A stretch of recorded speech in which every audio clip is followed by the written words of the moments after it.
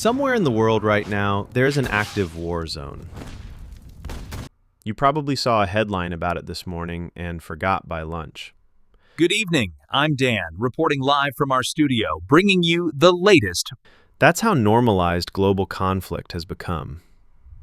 Beyond the horrific human cost, there's this idea floating around that war is actually good for the economy, that it drives production, creates jobs, sparks innovation. Case study is based on World War II economic boom. The U.S. industrial production skyrocketed. Unemployment dropped from 14.6% in 1940 to 1.2% in 1944. But for the average person's wallet? The reality is more complicated, and history tells a much uglier story. When conflict breaks out, the economy doesn't speed up smoothly. Instead, different parts start working against each other: production, debt, spending, all pulling in different directions. The economy gets messy fast. Countries borrow more, produce different things, and prices spike, all at once. Nothing moves in sync anymore. Think of the economy like a car engine. War doesn't make it run faster, it throws sand in the gears. Everything starts grinding, misfiring, overheating. Whether it's your savings, your stocks, or the price of bread, global conflict acts as a systemic shock, disrupting everything at once in ways that are nearly impossible to prepare for. Today, we are going to use the patterns of the last 2 centuries to understand exactly what happens to your money when the world goes to war. The war boosts economies myth comes from one specific example: the United States during World War II, when GDP grew 72%. But there's a catch. America hasn't fought a major war on its own soil since the Civil War ended in 1865. It's easy for your economy to boom when the bombs are falling on someone else's country. For nations where the fighting actually occurs, the impact is almost always catastrophic. Economic contraction. Countries fighting on their own territory see an average GDP per capita decline of 9%. The labor crisis. Conflicts lead to a loss of life, a flight of refugees, and a sharp drop in birth rates that persists for years after the fighting ends. Capital destruction. Factories, equipment, and agricultural land are destroyed or abandoned, crippling the country's ability to produce value.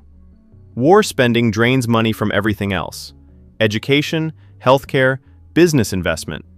The economy doesn't grow, it just shifts. And the damage lasts. Only 29% of countries recover their pre-war economic levels within 5 years. Most take decades. If you aren't in the line of fire, your biggest enemy during a global conflict is inflation. Your country isn't at war, but your groceries still cost more. To finance the astronomical costs of war, governments rarely rely on taxes alone. They take on massive amounts of debt. Historically, during a conflict, a country's debt can typically jump 47% of GDP. When governments borrow that much, inflation follows and your money buys less. When the government spends more than it earns in taxes, it creates a budget deficit. To fill this hole, the central bank often steps in to print new money, creating digital digits out of thin air to buy government bonds. The result? More money in circulation. This makes every dollar you own worth less, and your savings lose value. When there's more money in the system, but fewer things to buy, prices explode. And war makes this worse. Oil tankers can't ship, wheat sits in bombed ports, factories shut down. Supply drops while demand stays the same. Even countries far from the fighting zones see prices jump by an average of 2 percentage points. When conflict breaks out, markets panic. Stocks drop, investors flee. But here's the surprising part: markets bounce back. Stocks.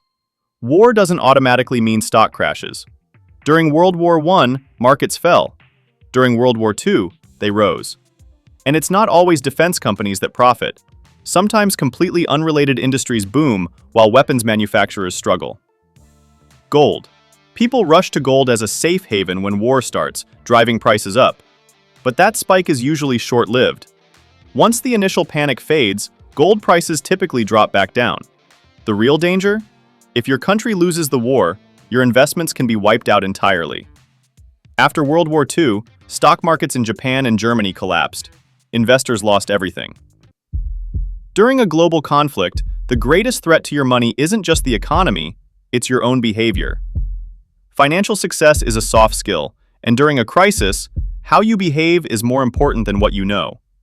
Many investors fall victim to the ostrich effect, the tendency to avoid looking at negative financial information when things get scary. Others succumb to social proof, panicking and selling their assets just because everyone else is doing so. Here's how to protect yourself. Before we continue, please hit the like button and subscribe to our channel. 1. Cut your expenses, build income streams. The goal isn't to get rich during a crisis, it's to survive it. Reduce what you spend, your burn rate, and build income that doesn't require you trading hours for dollars. Multiple income streams protect you when one dries up. 2. Have an emergency fund. Have 3 to 6 months of expenses in a savings account you can access immediately. This isn't about growing wealth, it's about not panicking and making desperate financial decisions when things get bad. 3. Hold assets, not just cash. Inflation destroys cash. If you're only holding money in a savings account during conflict, you're losing. Stocks, real estate, commodities, assets that can grow faster than inflation are your hedge. 4. Don't chase other people's wins. You'll see people making money during chaos. War profiteers, crypto gamblers, oil traders. Ignore them. Don't risk money you actually need trying to catch up to someone else's gains. Wars don't just happen randomly. They're often the result of decades of economic pressure building up. Too much debt, growing inequality, social tensions reaching a breaking point. History shows a pattern. When powerful nations start to decline, they debase their currency to pay off debts they can't afford. We're seeing this now. Almost all money today is digital, just numbers in bank accounts, and every crisis shakes the foundation of that system a little more. Understanding this pattern helps you see conflict not as a surprise, but as a predictable outcome of economic cycles. Stop thinking of money as something that just sits in your account. It's constantly losing or gaining value based on what's happening in the world. During conflict, that movement accelerates. 3 things to remember. 1. Keep debt under control. If your debt grows faster than your income, you're screwed when interest rates spike or inflation hits. Don't borrow what you can't comfortably pay back. 2. Invest in skills that matter. The market always pays for valuable skills, even during chaos. Learn things people need: coding, healthcare, trades, finance. Your abilities are the one asset no one can take from you. 3. Prepare, don't panic. You can't predict exactly what will go wrong, but you can be ready for something to go wrong. Emergency fund, diversified assets, multiple income streams. Build these now, before you need them. You can't control when conflict breaks out, but you can control whether it destroys your finances or not.